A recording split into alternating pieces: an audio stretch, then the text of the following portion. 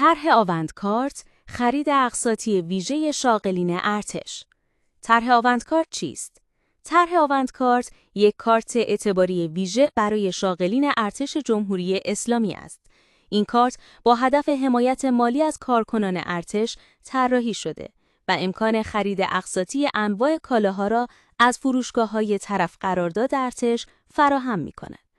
مزایای طرح آونتکارت: استفاده از آونتکارت مزایای زیادی برای کارکنان ارتش به همراه دارد. خرید آسان کالاهای ضروری بدون پرداخت نقدی کامل. دریافت اعتبار ماهانه مطمئن بر اساس حقوق فرد. امکان خرید از فروشگاه‌های معتبر طرف قرارداد ارتش بدون نیاز به ضامن یا وثیقه. کمک به رفاه و آرامش خانواده‌ها. کالاهای قابل خرید با طرح آونتکارت. دارندگان آونتکارت می توانند کالاهای متنوعی را به صورت اقساطی خریداری کنند، از جمله طرح آونتکارت، لوازم خانگی، پوشاک و کالاهای اساسی، مواد غذایی و مصرفی، وسایل دیجیتال و الکترونیکی، سایر کالاهای ضروری موجود در فروشگاه‌های طرف قرارداد.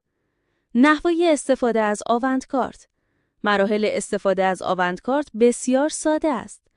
دریافت کارت از واحد مالی ارتش، مراجعه به فروشگاه‌های طرف قرارداد، انتخاب کالا و پرداخت با کارت آونت. باز پرداخت مبلغ به صورت ماهانه از محل حقوق. چرا طرح آونتکارت برای شاغلین ارتش مهم است؟